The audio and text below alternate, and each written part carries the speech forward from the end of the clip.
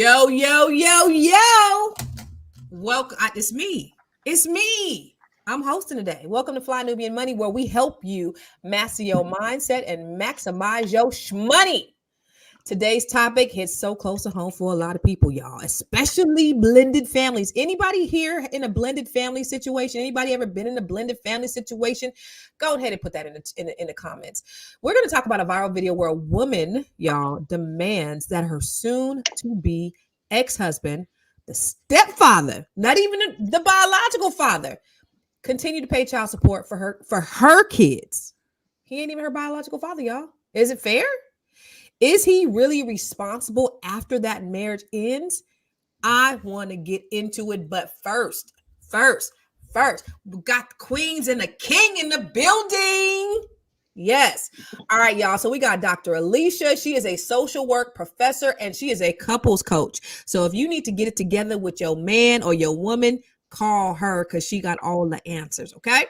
Then we got we got all the doctors on here today. Oh, I got a PhD. Oh my God, I feel so insufficient. We got Dr. Joe up in here. He's a licensed therapist and mental wellness coach.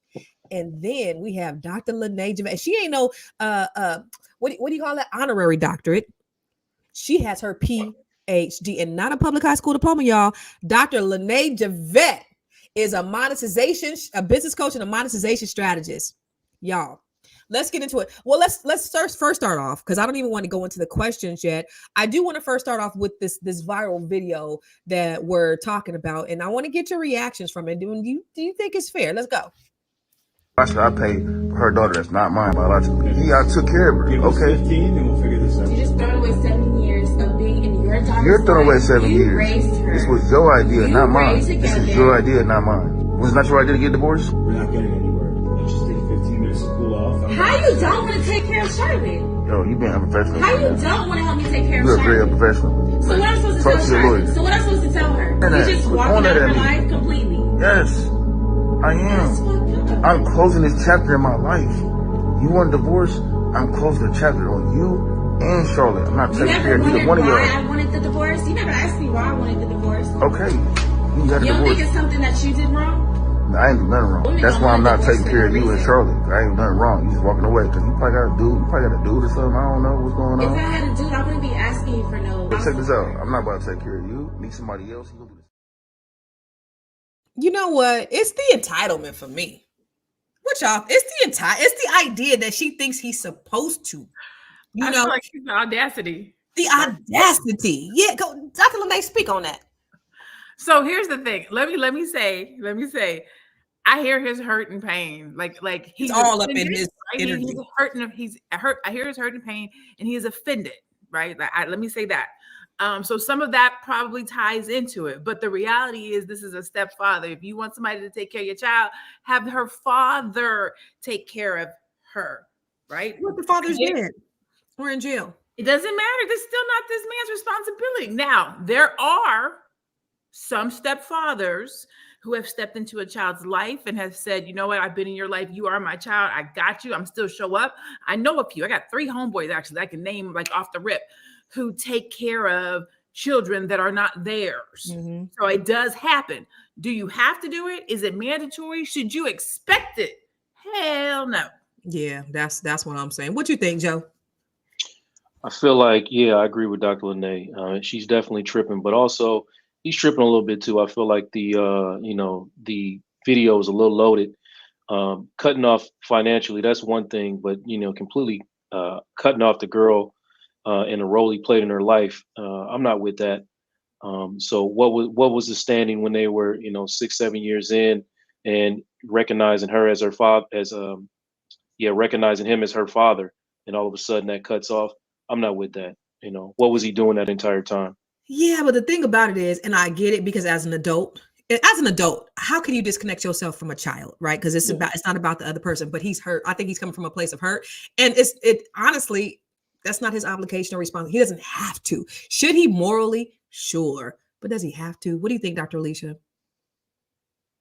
Okay, so it's a very intense situation, and I'm glad that the arbitrator or whoever or the mediator was there to say, let's all cool off a little bit. That was a really good move there.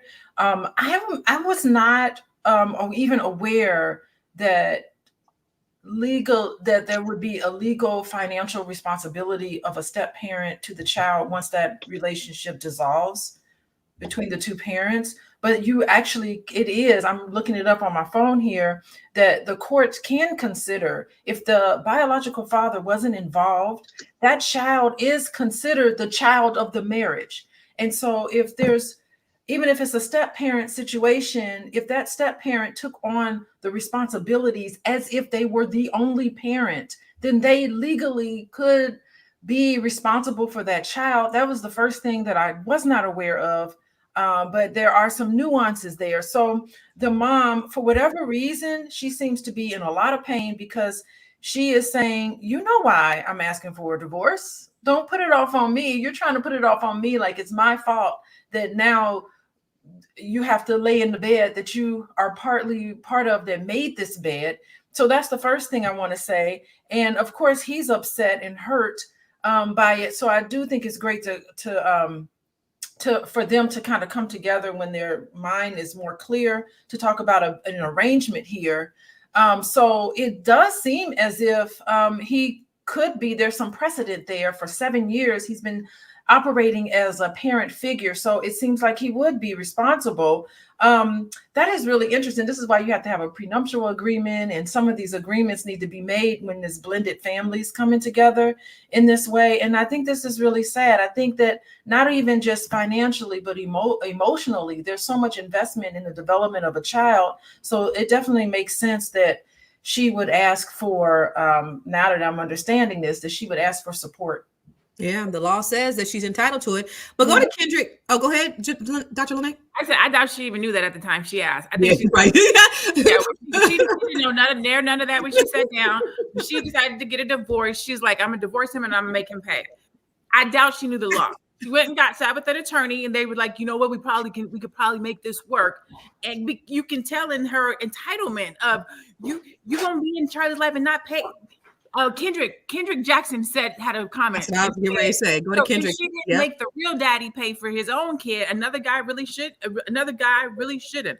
A child of a marriage is a child born in that wedlock. That's not this person's real child. Like, if you ain't going after the real daddy. Where's the energy for the real daddy? Are you giving him this much energy for this child? Are you giving the real daddy energy, the same energy? So going back to that though, is there, because what you said, Dr. or Joe, is that, there's the moral responsibility. Like, should he just cut her off because he's not with the mom? So what's the line between the moral and the legal responsibility? Even if he's not responsible, is there a moral duty for him as the father? Yeah, I mean, that's what I'm saying. We got to separate the financial responsibility and the presence. I mean, but we got to do that with the real daddies too. Sometimes if you don't pay child support, women aren't allowing fathers to be present. We got to separate that stuff. So I'm thinking about it from a standpoint of, you chose this family. It's your chosen family, and I'm coming from the perspective of when I married my wife, she had a son already, and also I'm somebody's stepson. So I'm looking at it like that. And had we chose to separate, would I have been able to then, separate myself from the child in that way after committing myself to not only this woman, but her children as well? I don't think I could have done that, but that was just my mindset. But at the same time, if she would have looked at me across from the table and said, you now are financially responsible for this child, I probably would have got pissed off and started saying some of the stuff that he was saying. So that's why I'm saying that clip is a little loaded. And, he said all those things and he was probably in the right for saying them. But, once that child hears that, you can't walk that stuff back. That's out. You can't walk it back. So how is that baby going to feel? Right. What do you think, Dr. Alicia? Is there a moral, the line between the moral and the finance or the legal responsibility? Yeah, there is a line. And he mentioned that you're going to find another man. You're going to find another man. And then here I am taking care of a child that's not legally or biologically mine, or genetically mine. So that makes sense. Gosh, this is such a 7 years. 7 years in the eyes of a child is a very long time. It's like a lifetime for that child. So I'm just thinking about, like, emotionally, that child is super, super duper connected to not only their stepfather, but their stepfather's whole family. Like it's a family of people, in-laws and everything. And to just cut that off completely, like what he was suggesting, that could be psychologically damaging to the child. To the parent, 7 years, we're adults. It's not such a big deal as it is to a child. Yeah. What do you think, Dr. LeMay? I have a catch-22 emotion, because Dr. Alicia is absolutely correct. She is right. It can be psychological to a child. And then it comes back to, this is not my child to consider, to think about, right? This man, based on the clip, we don't know for sure. He don't got no kids. And if he don't got no kids, that means he's going to go into another relationship with a different woman and have a family and make some kids. Those will be the kids that he has to be psychologically responsible for. And that wife, not this person. Now, I say that to say this. My dad, I have a step brother that I don't say step with, because he's been around I can remember since I was little. My dad has raised this boy since he was 2. And he calls my dad his dad. I don't even think, and he knows who his dad is. He has a relationship with his dad, but my dad is his dad. He is my brother. He's my older brother. Then it's me. Then it's my other siblings with his mom, per se. And my dad don't know no different. My dad's wasn't with his mom. He got married, had other kids. That's still his son. Like I've seen it where a man will step away. This is my kid. Like this is my new woman, but this is still my kid. I'm still connected. Now, does this happen when the man doesn't have kids with this other woman? Like my dad has my stepbrother, but his mother has 2 other kids by my dad. So it looks crazy to come into the house and not take care of all 3 of the kids, just your 2. So I guess the question I'm saying is, we see it when there's multiple kids, but should a man who does not have any kids with this woman take care of this woman's children when he has none? Will be starting his own family and having his own kids? Ooh, that's a good question. And I want to respond to this right after this break. Hey, if you're just tuning in, you are watching Fly Nubian Money, where we help you master your mindset and maximize your money. I am Tierra Williams. I'm also known as Miss Black Hollywood, and I am the proud producer of this show. So I hope that every day when you join us, you leave a little smarter than you came, because that's the point. Otherwise, why are you watching? So if you want to receive notices for when we go live, Fly Nubian Money goes live every single day. That's Monday through Friday at 1 p.m. to 2 p.m. Eastern Standard Time. So if you don't know, now you know. All you have to do is text the word Queens. That's Queens. That's Queens to 87948. That's 87948. That's Queens to 87948. Yes. If you want. Y'all, if y'all don't text the word Queens to 87948, our producer's gonna whoop your ass. So make sure you text the word Queens to 87948. Dr. Lene, because the way she said, like, y'all better don't play with us, don't play with her. That's hilarious. Listen, but Dr. Lene, you know what? It made me think about my brother. So my brother has one biological daughter. She's the oldest, right? So he was with her mama for a little bit. They had the baby. Then she went, and she might be watching this. She went and had a baby by somebody else. And she said, hey, would you mind being my son's father? He said, okay. Then she went and had a baby by somebody else. And she said, hey, would you mind being this baby's father too? Okay. Then she went and had a baby by somebody else. These are 4 baby daddies. The last one, he was like, I can't do that one. But he did take on the responsibility of her other children after. So he has one biological child with her, 2 other ones that aren't his biologically, but they are our niece and my niece. That's my nephew. Like, ain't no step. Those are his kids that, we've known them their whole life. But what do you think about like a man that would take on, because had she probably, because he took on that responsibility, he may have had to pay child support if she would have come after him, right? Do you think so, Dr. Alicia? Well, legally, they could set the precedence, because I'm reading as you're talking, I'm reading that there's 5 things that pull that law up. I pulled it up. There's 5 things that courts look up. They look up, number 1, the extent to which the stepchild participates in the extended family as the same way as they would a biological child would. Whether the step parent provides financial support to the stepchild, which may depend on the step parent's ability to pay.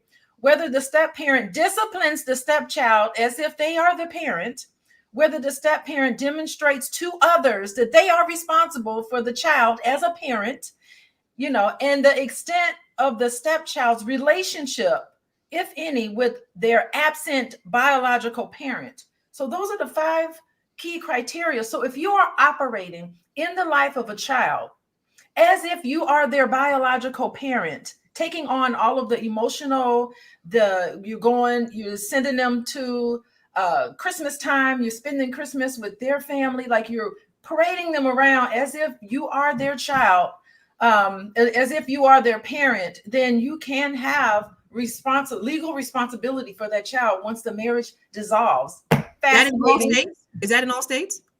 That's what I was thinking, but it looks like that's how it is. That's today.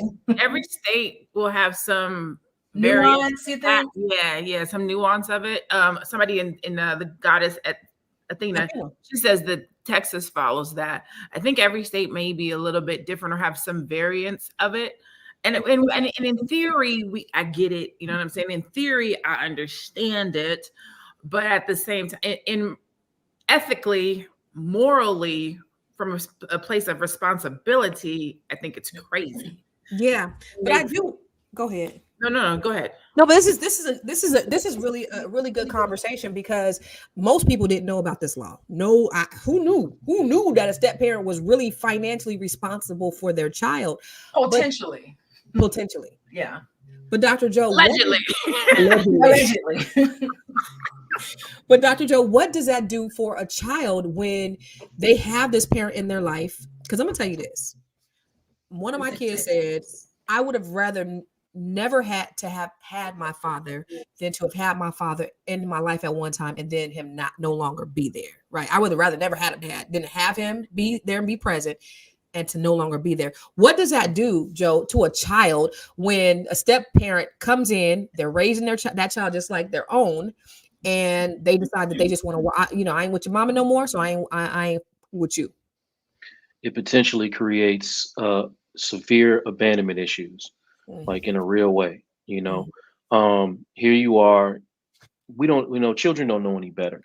All they know is that this person has been in my life, and maybe I'm speaking from the perspective of someone who is a good step parent.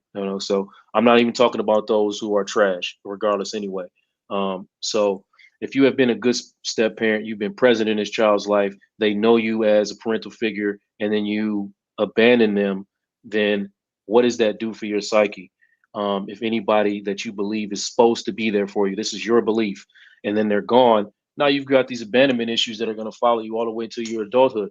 Now, saying all of that, I still think this man should have the right to walk away from. I think Dr. Lene is right. He should have the right to walk away from his situation and create his own situation somewhere else if that's what he wants to do. But all I'm saying is, if you do that, do you at least consider what you are doing to this child who you've been present for all these years?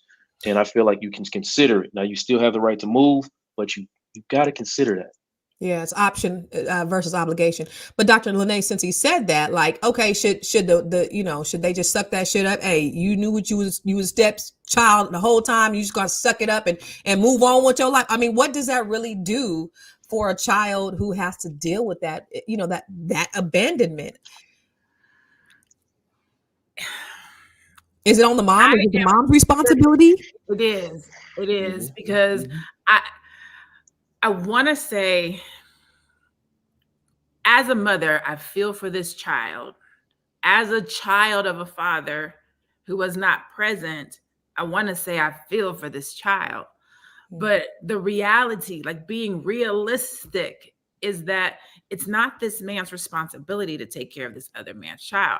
And as I say it, I hear myself saying it. But if you marry this woman, and this woman has a child, and you are saying, I take on the responsibility of this woman and her children and her child while we are married, to death do us part, whatever the case might be. When the vows are finished and the relationship is finished, then the vows and relationship, or the extension of care and provision to the children, then is cut off. Dang, I don't know. I might be on the fence now, when I say it like that. Yeah, when you think it through, right? I'm like, damn it. This whole clip was problematic. Even at the end of the clip, she said, if I had another dude, I wouldn't be asking you for help. So this is like the worst example of this situation, you know what I mean, that we're using. But, I always think about, as somebody who worked with kids, for my entire career, I always think about what effect it has on them long term. So that's just where my mind is set up. Yeah.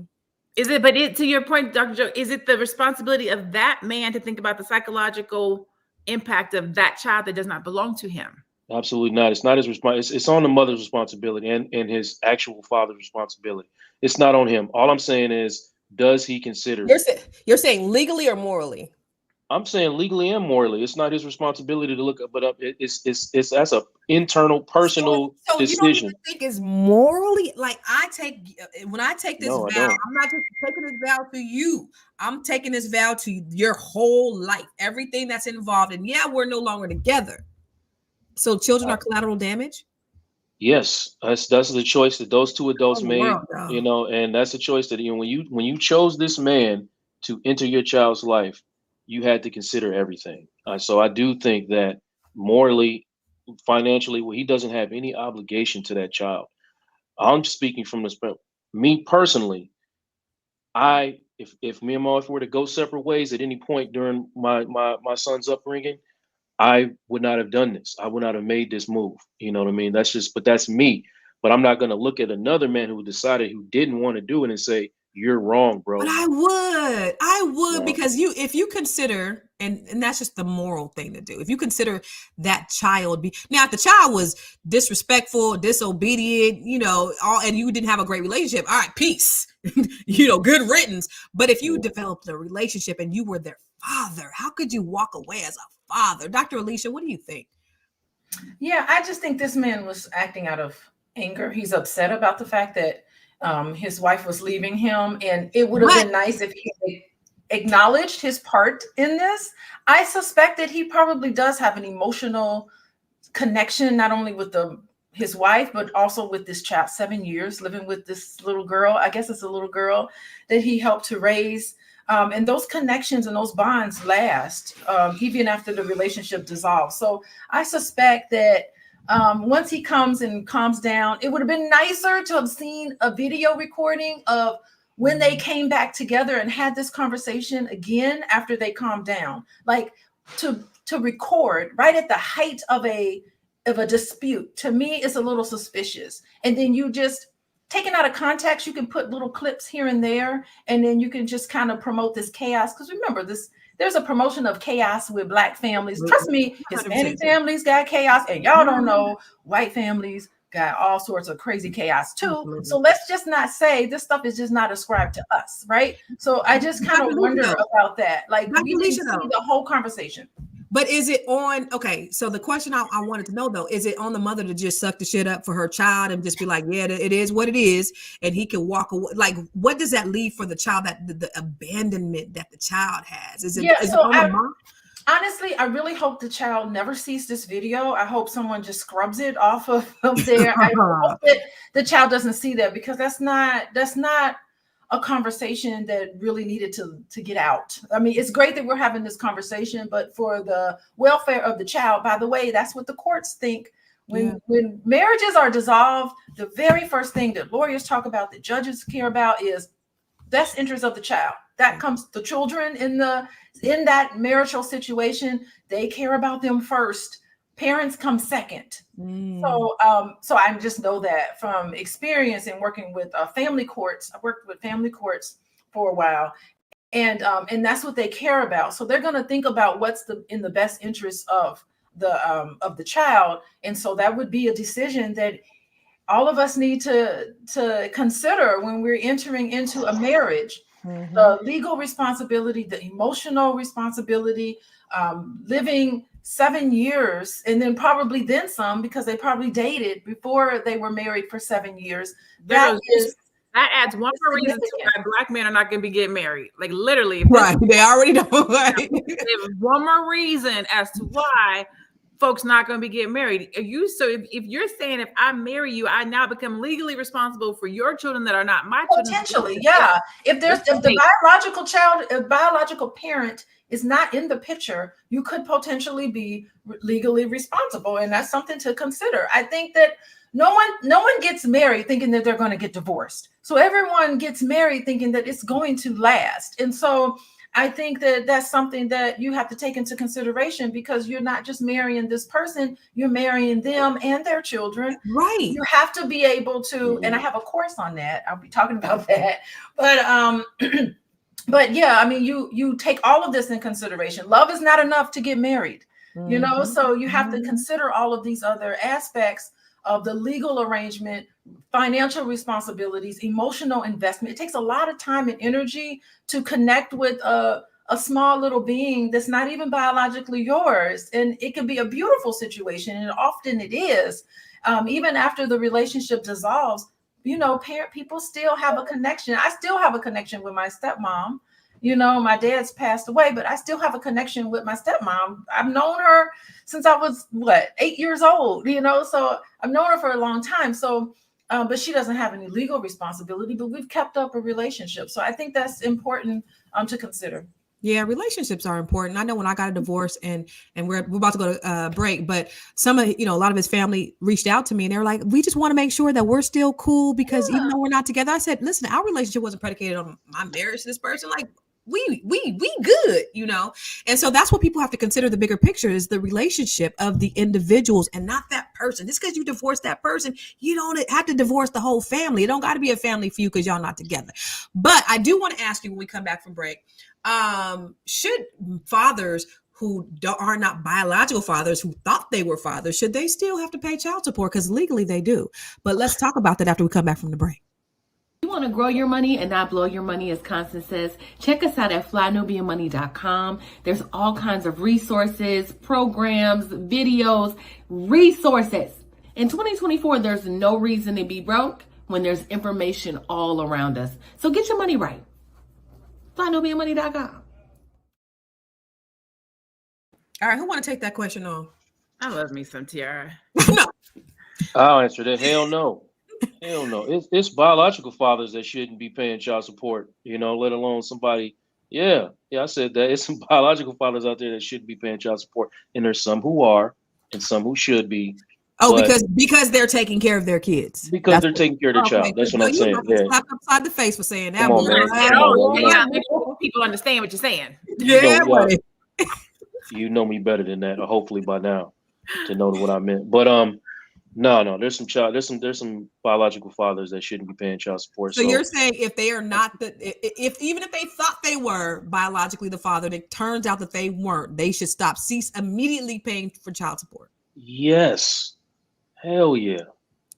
Yes. Dr. Alicia? No, it makes sense that why would they pay child support? They were kind of misled, or maybe the biological mother didn't know. Mama's babies, Papa's maybes. I don't know what's going on there, but no, they shouldn't be responsible. Why would they be responsible for paying for continuing to support a child that's biologically not theirs? I think that mother should go and try to locate. That would be nice. Locate the actual father and try to see if they can develop some sort of relationship there or connect there in some way. But I don't think that if anything, I really wonder if that father could sue the mom and say, you misled me.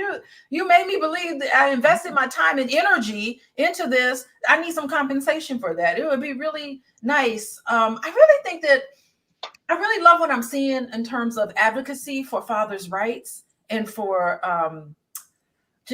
even biological father and even stepfather's rights. The rights of fathers in courts really needs to be considered a lot. I think a lot of times fathers get the raw end of the deal a lot of times. And I really love some of the advances courts are starting to understand, like parental alienation, how that could be psychological and emotional and financial abuse as well. So I'm seeing a turn in the right direction in that aspect. So no, they should not be responsible for that child.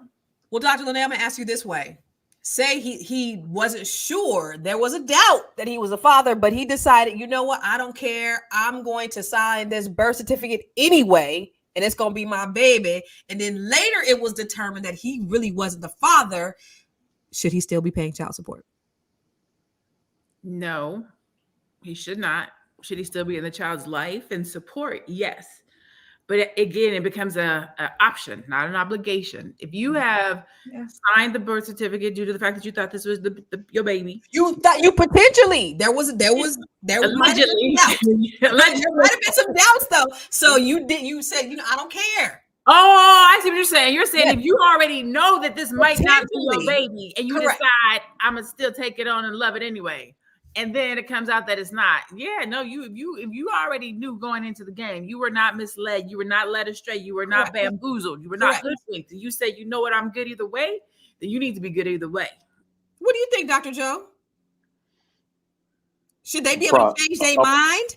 I'm processing that right now. I mean, come on, brother. You got all the answers on father's rights. My initial response is still everybody. And I only think this, I didn't come in thinking this, like Dr. Lene changed me in like the first 5 minutes when she started talking about people not having kids and having the right to go off and live their life without being tied to these situations and start new lives with new women. So my mindset is now stuck into that. Like, and that's a real perspective. So I'm right now I'm leaning in on, like, everybody has the right to their own peace. And if their peace involves you walking away from a situation that you're not genetically or legally tied to, then you should be able to do that. Because you signed that birth certificate. Oh. And you changed your mind. You know what? I don't want to be a daddy no more. I knew there was a possibility that I wasn't a daddy. Okay. But yeah. Okay. Well, I still feel like, right is right, wrong is wrong. I feel like you should be able to walk away from that situation. Even though he went in knowing, I just want to make sure I'm clear. Even though he went in knowing it was a possibility that he was potentially not the father, but he said, I don't care. Hey, like I said, it's not a choice that I will make, but I still feel like everybody should have the right. You made that decision to sign that damn birth certificate. Dr. Alicia, what you think? Why are you just going? Okay. My bad. Go ahead. Just because you don't like what I'm saying, you're going to flip it. You don't like what I'm saying. So I didn't like what you said. Go ahead. I'm sorry. Okay, we're talking about. Let Dr. Joe finish. I'm sorry. It is assumed that when you are married to somebody and there's a child born within that marriage, it is assumed that the husband is the father of that child. Those are the assumptions there. Allegedly.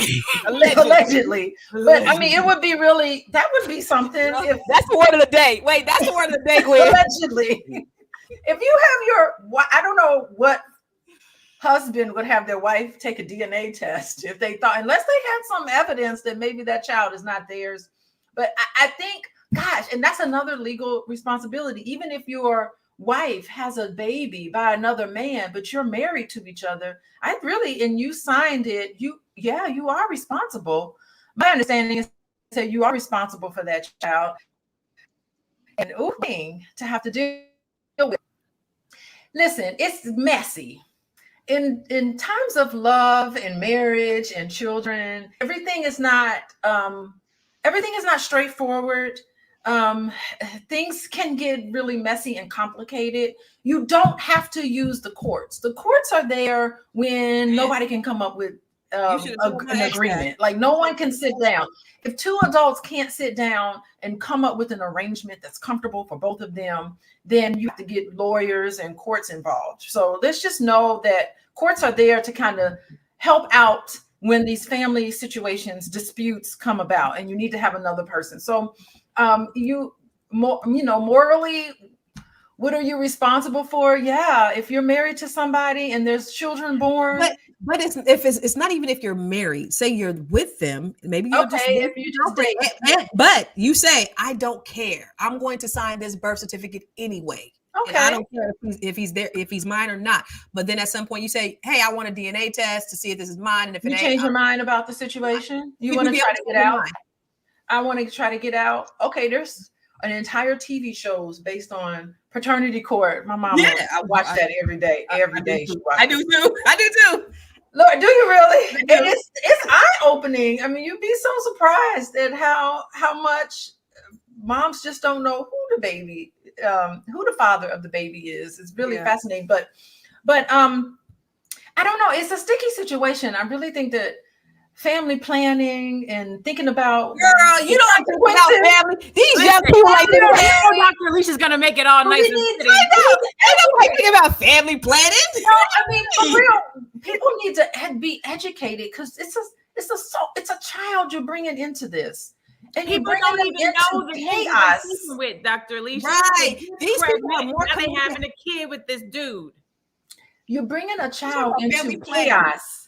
I think I'm just pulling it back up to these parents. You know, you're bringing a child into all of this chaos.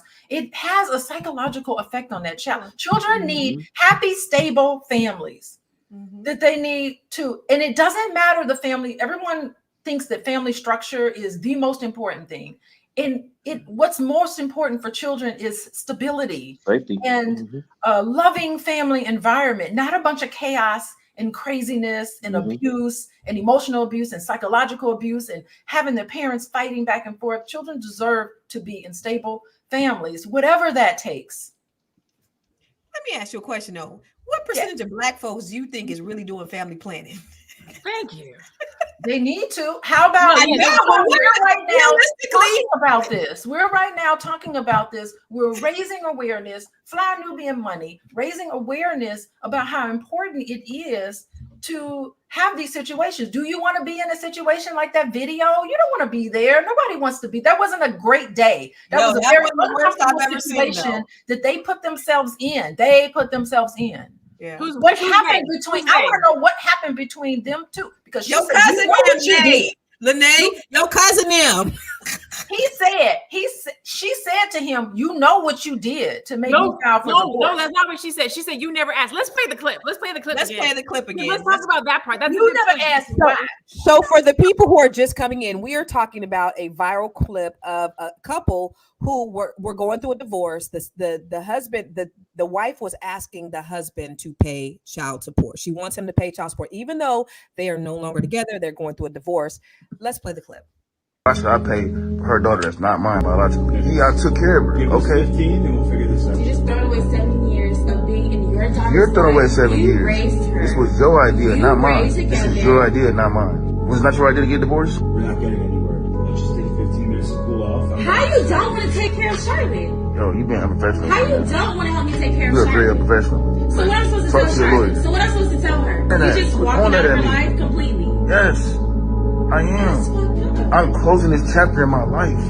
You want a divorce? I'm closing the chapter on you and Charlotte. I'm not taking care of either one of y'all. I wanted the divorce? You never asked me why I wanted the divorce. Okay. You got a divorce. You don't think it's something that you did wrong? I ain't do nothing wrong. That's why I'm not taking care of you and Charlotte. I ain't do nothing wrong. You just walking away because you probably got a dude. You probably got a dude or something. I don't know what's going on. If I had a dude, I wouldn't be asking you for no. Check this out. I'm not about to take care of you. Meet somebody else. So, Dr. Alicia, it sounds like he didn't know. It sounds like he didn't know why. He knows what he did. He trying to play it off. That's what men. She said it. She said you didn't even. You don't know that. Why. You don't know that. You don't know that. She said you didn't even ask me why I want a divorce. Well, I tell you what, you don't even know how bad that hurt my feelings when he said, "I'm closing the chapter on you and Charlotte." And I was like, "Oh, Charlotte, poor Charlotte. Yeah. Oh, poor because she did. Yeah, I mean, she didn't do nothing to deserve this." But well, you got two people here. Neither one of them really taking accountability in this clip. You know what I mean? So, I mean, we don't know who did what, honestly. But what we can see straight up in front of us that neither one of them are taking accountability for nothing. So if anybody, wants to feel sorry for Charlotte, then both of these people need to be held accountable for that.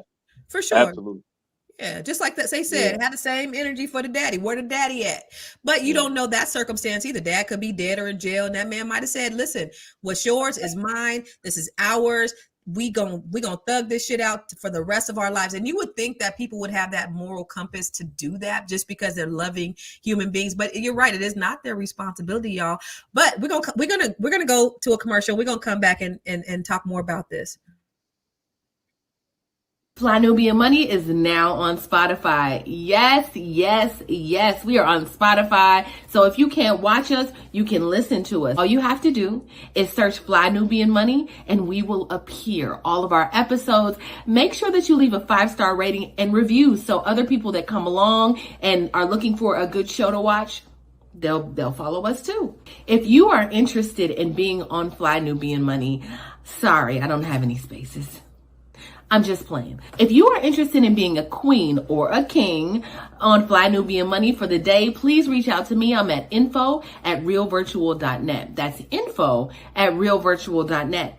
Also, if you need help with your business, go ahead and send me an email for that too. Okay. I've said enough. Now back to the show. Y'all, text the word Queens to 87948, QUEENS to 87948. Please, baby. Oh, we're going to get in trouble. We need you. Do it right now. Text word Queens. Okay, so Dr. Alicia, I want you to go back and read that law. Before the people who just came in, I want you, and if you could pull it back up, Gwen, read that law, Dr. Alicia, about the stepfather being financially responsible. It's going to get on the screen real quick. Not this one. Yeah. Go ahead. Here's the law. Go ahead and read it, Dr. Alicia. Oh, you want me to read the screen or what's on my phone? On the screen. Okay. If the evidence shows that the step-parent acted as if the child was a child of the marriage, then the same Divorce Act obligations and rights would apply to a biological child. This means that the step-parent must provide child support and may apply to enforce their custody or access, i.e. parenting rights toward the stepchild. Yeah. So he could ask for custody also, if that's what he wanted to do. But what do you guys think about that in the comments? Do you think it's fair for this man to have to, have the obligation to pay child support for a child that's not his, because he was the responsible party, stepped up and did the right thing because he wanted to take care of a child, but then the relationship dissolved and he says, you know what, I'm not responsible anymore. I'm not with you, so I'm not legally responsible or financially responsible for her anymore. But it begs the question that you brought up earlier, Dr. Lene. Are Black men going to want to stop getting married because of this rule? We already got these issues. Well, I don't want to marry y'all asses anyway, but we have these issues right now with, the amount where Black men are saying getting married is a liability. It's not a benefit to us. And now you throw that on there. What's going to happen? So I have a couple of different things. I'm going back and forth. I'm teeter-tottering on the situation.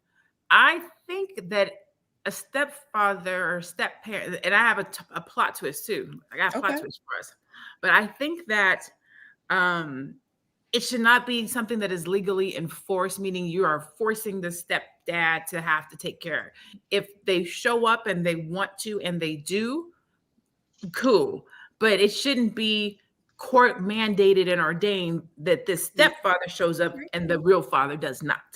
That's what I think. I think that that's where I'm going to land on this, because you have a lot of good men that are like, I will still support and be there for this child who I helped raise, but I'm not legally responsible. Like, don't come after me, force me, make me try to do something that you're not even forcing and making the real father do.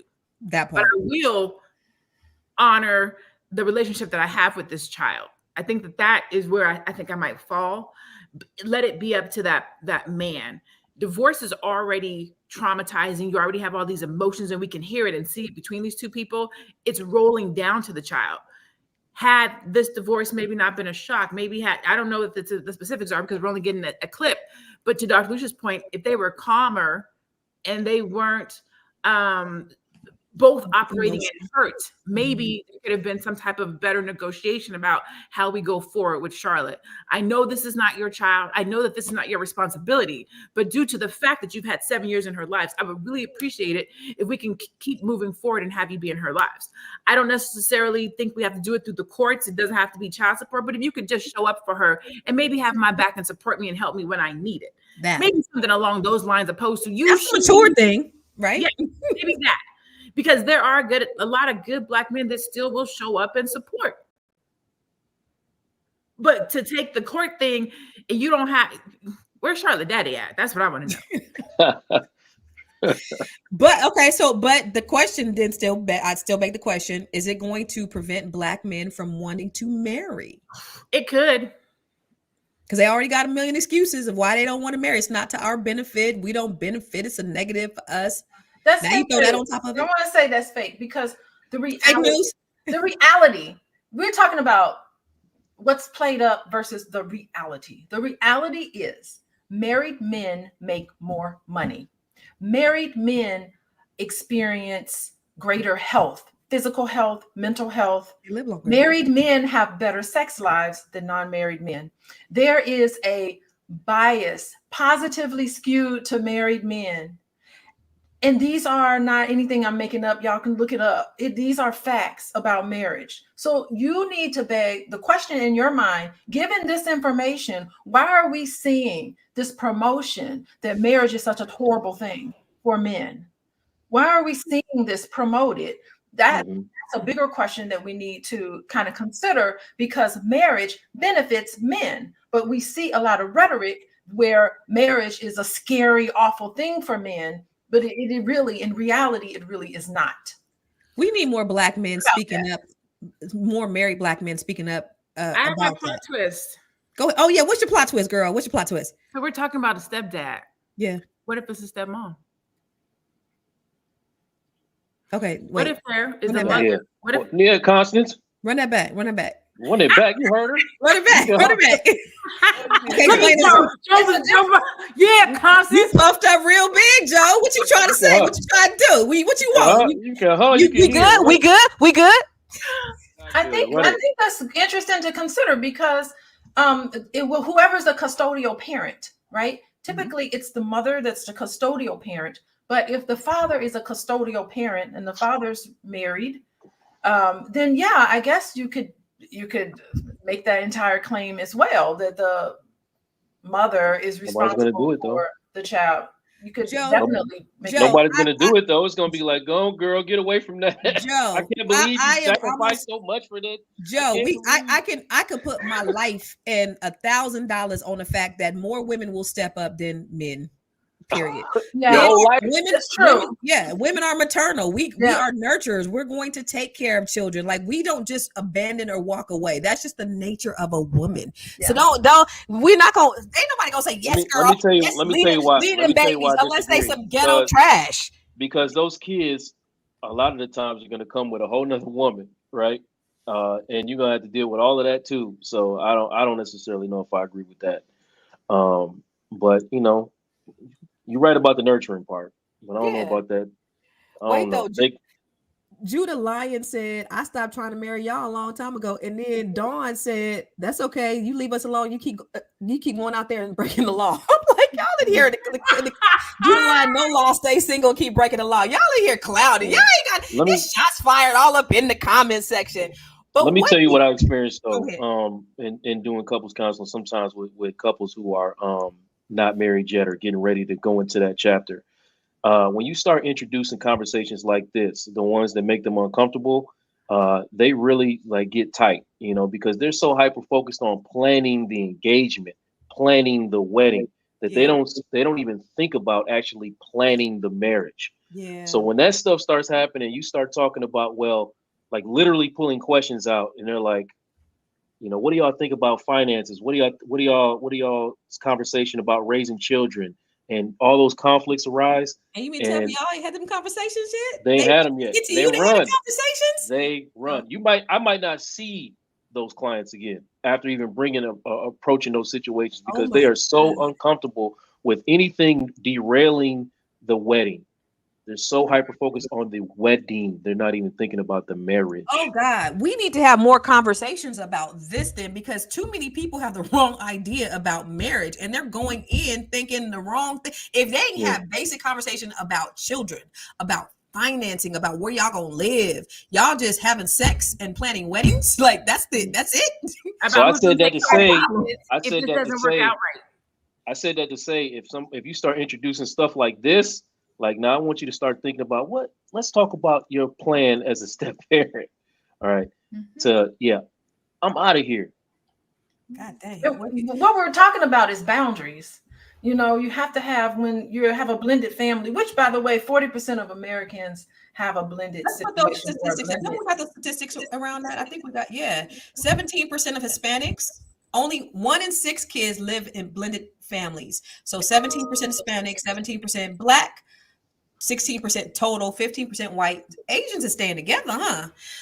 Asian 7% Asian. So we're neck and neck with Hispanic families by living in blended families, but we're not staying. We're not really not in marriages as much as everybody else. Our marriage rate is lower than everyone else, but it looks like the ones who are mostly our blended family. Is that due to people having children out of wedlock? Is that due to people being married before and divorcing? What is that? What attributes to that? All y'all doctors could answer. We less willing to stay. Now, if you look at that graphic, I have clients that are Asian, right? Asians will stay in, from my experience, will stay in a bad situation, regardless of what the situation. They'll stay. I'm really surprised to see Hispanics so far up there, because they'll stay in bad situations too. That's what I said, Dr. Joe. That's from, but I'm surprised, but Dr. Alicia's not. So I'm going from my own personal experience. But we willing to leave. We willing to leave. We'll walk away from some stuff without actually having the conversations. We're not going to go to couples counseling. You have to drag from my perspective. You have to drag Black folks into couples counseling to have these tough conversations. If you even start approaching these tough conversations, they rather blow up than deal with the shame and guilt of whatever they is causing marriages to dissolve in the first place. So that's where all these blended families, I believe, are coming from. What you think? What you think, Dr. Lee? Yeah, no, I mean, it makes sense. It's like the reality of marriage, understanding what it's really about, making implicit expectations in a marriage, make it explicit, like planning all of this. How do you want your marriage to look like? What are some boundaries around finances, about how you spend your time, about how often you want to go into the bedroom? All of these things need to be explicitly talked about. And So when there's conflicts in it, it needs to be discussed. What if you say we should have sex 3 times a week, but then when you get married, you don't want to have sex 3 times a week? Who's right and who's wrong? You have to revisit. I mean, you have to revisit these expectations, but you can't just like not follow through with what you've agreed to. You have to have a conversations. Mm-hmm. We trust pastors over counseling. No, oh my God. No, I'm going to tell you something. That's the truth. And God, that drives me crazy. Peacemaker, that's the truth, Peacemaker. I cannot tell you. Mm-hmm. How lousy some pastors, girl, yes, you're given marital counseling. I've heard some of the worst advice from pastors. Oh my God, their heart's in the right place, I'm certain. She's always so positive. Have you counseled any pastors in marriage? Have you done that? I have. Oh, it's crazy. The worst. I don't want to say the worst, but it gets pretty bad. First ninjas is the worst niggas. I mean ninjas. You know, I don't even want to talk about it. What is wrong with this? We'll talk offline about what I noticed with stuff. But oh my God. Yeah. So things need to be explicit. I think Black people can have a beautiful relationship. It is possible. It can happen. You can have a blended situation where everybody's loved and respected. Everybody feels important. There's boundaries, though. The boundaries are so important because it's way more complicated than just a regular traditional, what's called a traditional marriage. But I have seen really beautiful things. I just want everybody to know that it's attainable. Don't feel like all hell's going to break loose because I don't have this sort of pre-contrived whatever relationship situation it is. Family structure has to be a certain way. It doesn't. As long as children and everybody feel it's stable, everybody feels loved and supported with their needs, it can be a beautiful situation for everybody. Yeah, I agree with Pretty Richie. Effective communication is key. Whether it's counseling or with the actual counselor or through your church, whatever it is, having these conversations. Because I had to ask myself, if I'm having this conversation with somebody and I say, hey, if the relationship goes south, We don't expect it. We don't want it to. But if the relationship goes south, are you responsible? Are you still going to take care of my kid? Now, if that person says no, they ain't saying no because they in love. I'm not responsible for it. But they not saying no, Dr. Lene. They in love. That's a legit question. We are together. We plan to be together forever. But if we go sideways, I still want you to take care of little Johnny or Charlotte. Even if we're not together, even if this goes bad, you should still be responsible for Charlotte. Well, ain't you claiming Charlotte on your taxes? I mean, if you're claiming them on your taxes, then you invested money in that. But we're not there yet. We're not claiming Charlotte on my taxes yet. This is a premarital conversation. Yeah, I want to say something. Somebody says no. If I'm marrying you, I'm gonna take care of Charlotte. But if things go wrong, Charlotte's not my responsibility. He ain't gonna say no. He gonna say yes. If somebody asked you at the front of the premarital, we premarital. We're talking about having honest boundary conversations. And you know if this is not my child, I'm not going to take care of the kid. Are you going to say yes or are you going to say no? Yeah. That's a decision. That's a decision to be made. You can't claim but they both can lie. He said he would. I said I wouldn't. And then it's up to the judge. Right? They do say, but wait, what is this? I never go to the comments. I know you never go to the comments because she always be like, who said what? I never look at the comments, but I looked at someone that says, men, get your passports. And I want to say something like that. Y'all, I challenge all y'all passport brothers. Look at 90 Day Fiance. Watch that show. And then tell me if you want to take your passport back. That show is, the grass is not greener. Watch that show, 90 Day Fiance. Honestly, I don't even believe in marriage for me anymore. Like I don't, and Dr. Lene, you're a woman, you're the same age as me. Do you want to get married at some point? I do want to get married. I don't even want to tell y'all the year, but I do want to get married. I feel like I'm finally ready. I'm in a place where I can be married. Were you never ready before? A lot. Yes, I was not ready before. And for so many reasons, I was not mature enough. I was not ready to submit. I was selfish, put my career first. I put taking care of my son first. Like I know a man doesn't want to play second to my son, and my son was first. So I knew that. So it didn't make sense. My son, my business, and then whatever was left. I didn't have space for a man. But I knew that about me as a Virgo and a perfectionist and just a person who I didn't even want to have kids when I was younger. I did not want to have kids because I didn't think that I was going to be able to give to a child. I didn't want to have kids and I didn't want to get married for the majority of my life until I was about 20, until I got pregnant with my son. Then when I had my son, because I thought I would be such a bad mom, I put all my energy and effort and everything I had into doing that because I thought I was going to fumble it because I'm so selfish. Yeah. So I didn't have the capacity to bring a man in, right? So now that my son is up, school is up, my business is good, I'm in a season of knowing myself, self-aware. I've dealt with a lot of my trauma, a lot of my issues. I'm in a better place to be a good woman and be a good wife. You did the work, hunty. So, okay, but how old is your son? 24. Okay, he's grown. So does the person that you marry, do they have to consider your son? Not that, he gonna take care of because your son's grown, he got a daddy, but does that have to be a factor in how the relationship that, yes, or he has a relationship not take care of, have a relationship with. Mm-hmm. My son's dad is amazing. My son has a dad. We good. Yeah. But involvement, just relationship, check on him, see how he's doing, advise him. Right, absolutely. Be a mentor. Yes. Yeah. My son's biggest fear is that they gonna come downstairs and some Negro gonna be in his boxer shorts in the refrigerator talking about like on Baby Boy. So that's their biggest fear. They just don't want to come and see. They all said that, like, Mama, we just don't want, So, but for you two, you both are married, Dr. Alicia, Dr. Joe, and I know that you believe in the sanctity of marriage. Is marriage for everyone? And no, okay, it's not. Okay, go ahead. Marriage is not for everybody. I mean, it could potentially be. I mean, look, we just listened to Lene give an eloquent discussion about how she was not ready. It's good.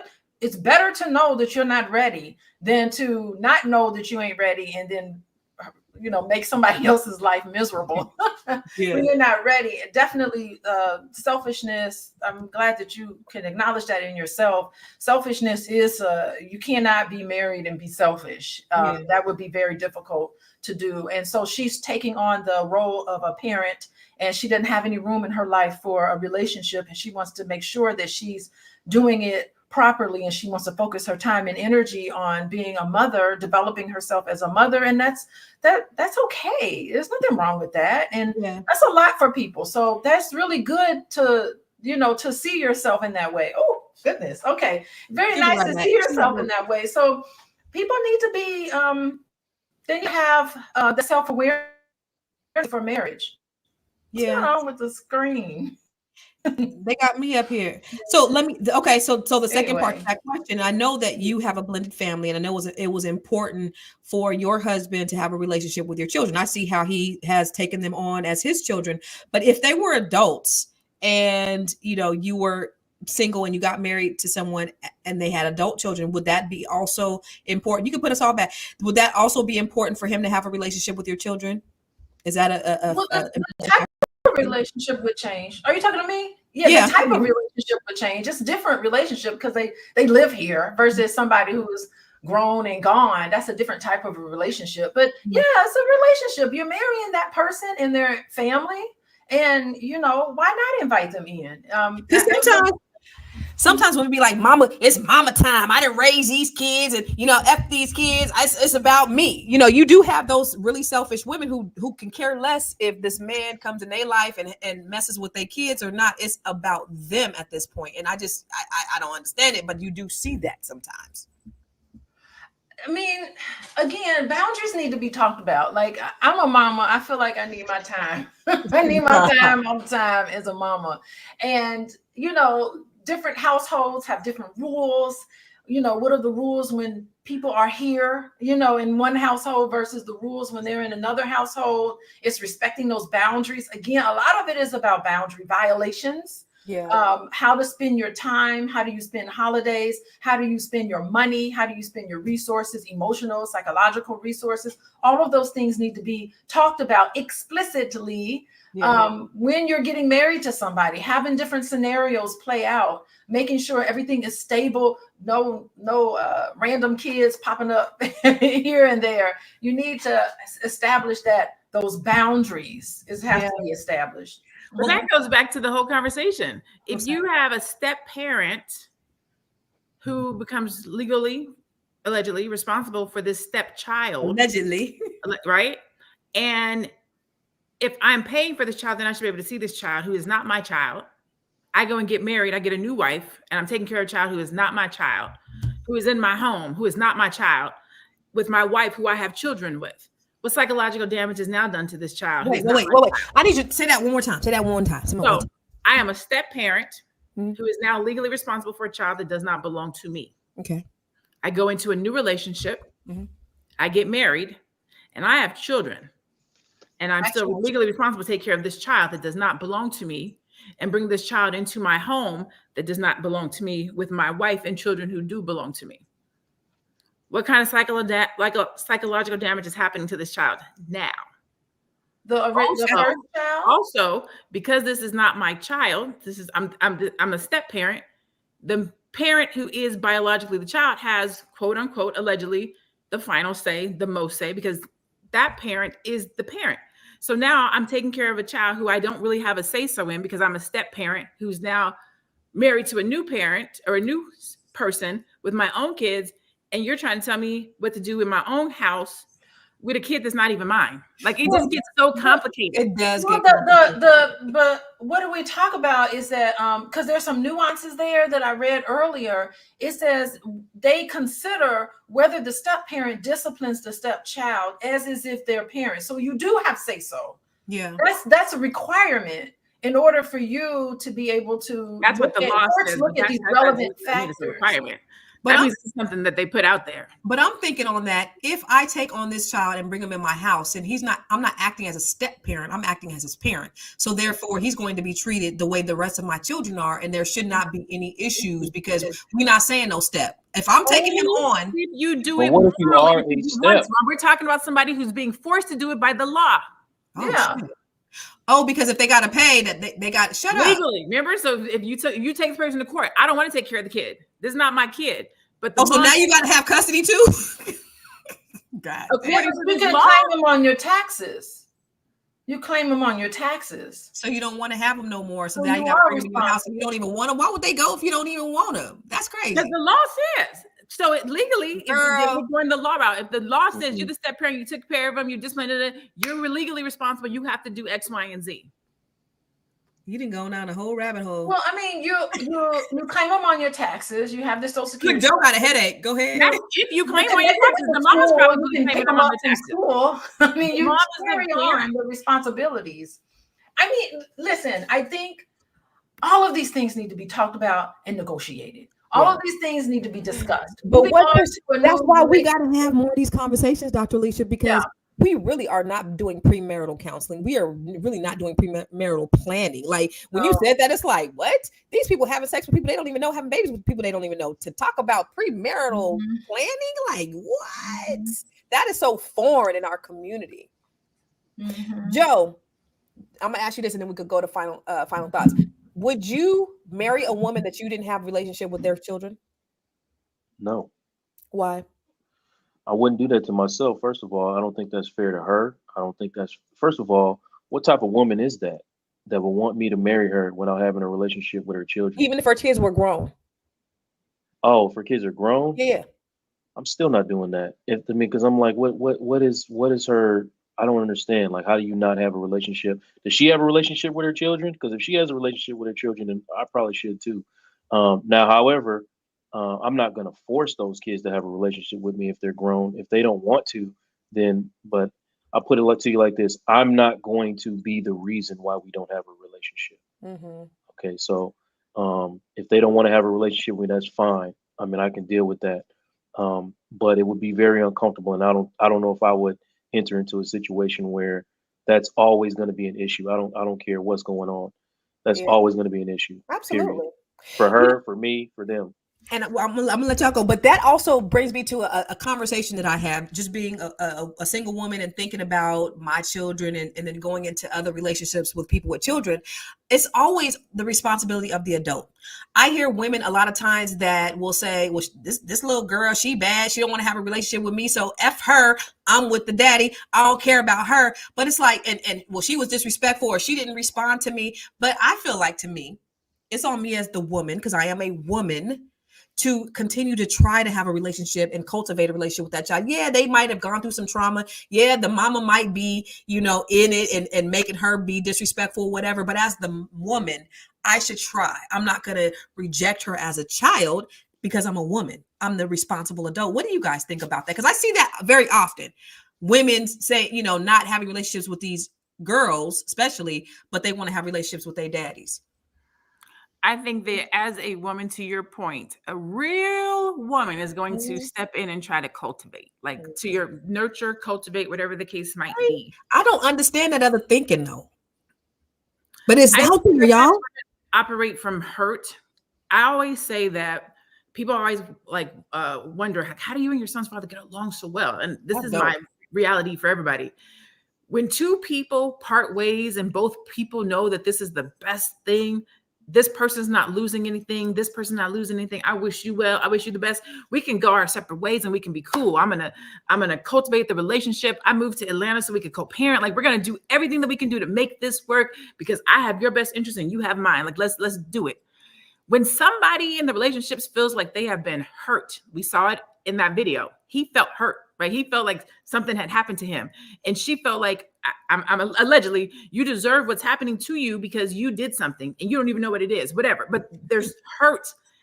She said, Dr. Lisa, she know what it is. But go ahead. Yeah, hurt always comes to the top. And what's best for the child, what's best for each other, what's best for the situation always goes to the side, because now we're operating out of hurt, frustration, fear, rejection, whatever the case might be. And that is what we use to operate, make choices and make decisions. And then that's why we end up with what we're seeing right here in this situation, but in anybody's situation, when we're talking about children and who's responsible and who should pay and who's going to show up, and you don't get to see your child because you did X, Y, and Z. but the child is the one that suffers. Yeah, at the end of the day, the child's one that suffers. Girl, that's some grown woman shit right there. I love it. Dr. Joe or Alicia, you guys want to speak on that in terms of like a grown-up's responsibility in terms of cultivating the relationship? Do you think it is the grown-up's responsibility, or should the kids be more respectful so that the grown-up should want to have a relationship? What y'all think? I'll say, I think it is the biological parent's job to help to maintain and establish a healthy relationship between this new partner and the children. The biological parent plays a big crucial role in that, in making those connections, making sure that the boundaries are clear, making sure everybody is respected. Right. All of these things, it's a lot on the biological parent who's introducing a new person into the life of their children when they see that it's to that point where they can do that behavior. So a lot rests on the biological parent. I like that. In this situation, to maintain these boundaries, to pay attention, to watch, to be mindful of the types of interactions. You know, you're introducing a new person into a system, an ecosystem. You have this system and rules and all these things, and you have to be able to be the liaison in saying, here's how we do things here. Here's how, this is our morning routine. Here's how we celebrate holidays. Here are some of the traditions that we have as a family, just educating that person, whatever the biological, it's usually the mother, but it could be the father too. The biological father now has to introduce a new partner into his ecosphere. So there has to be sort of like a preparation for it. It needs to be very mindful, and you have to make sure that you are an adult. Don't just be throwing stuff together and walking away from things and not paying attention to what impact this has on the child. I mean, can you imagine if you have a parent, mom or dad, who's constantly rotating men and women out of their lives? Like, that's not mature. And you have to really think about your children. It's one thing if it's just you as a single person, but you have young people that you are responsible for, and you need to be responsible in how you interact and create those relationships. That is so true. And I'm glad you said it's on the biological parents. Sometimes these biological parents, though, they don't even know how to manage the last relationship and how to, bring it all together. And I often think about that as a single parent with kids. Most of my kids are adults now, but I haven't brought anybody around my kids ever. So I think about that, like, how is this all going to work? How am I going? It's very overwhelming for me and my kids is almost grown. I mean, I just have one still in the house. But what about you, Dr. Joe? And then we'll go to final thoughts. What do you think about whose responsibility is it? Is it the biological parents? Is it the other adult? Is it the child? Is it the other baby parent? I think that everything that Dr. Alicia said is accurate, and I agree with it. I would just say that as someone that comes into the situation who is not the biological parent, you do have a responsibility to show up in that space authentic and not wearing a mask or, trying to pretend to be something you're not, shrinking yourself to fit in a space that is, too small for you. You have to be who you are. Yeah. You have to be who you are, because if you're not, on the back end, when the real you starts to pop out, then it's going to create issues, it's going to create problems.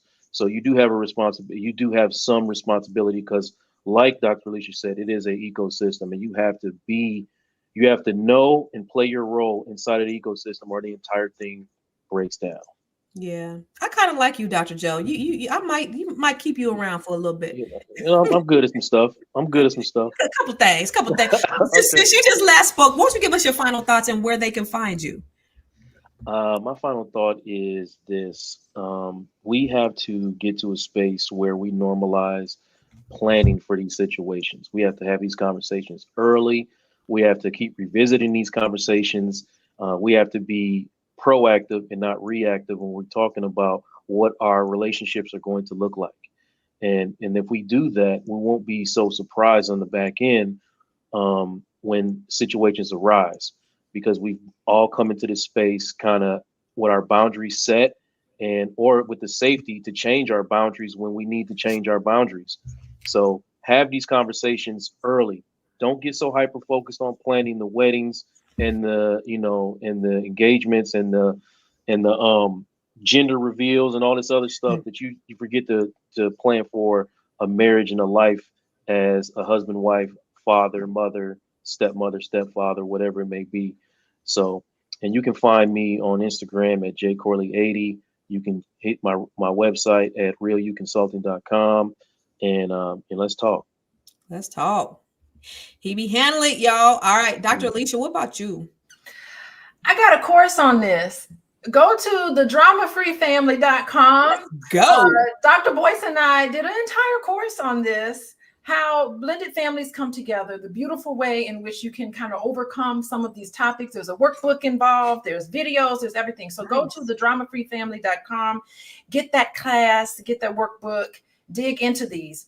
The reality, 40% of Americans have at least one step relative. This is going to be the norm, not outside of the situation. The norm is to have a step relative, and we need to understand how to deal with this. So y'all hit the like button and share this with all the people around you.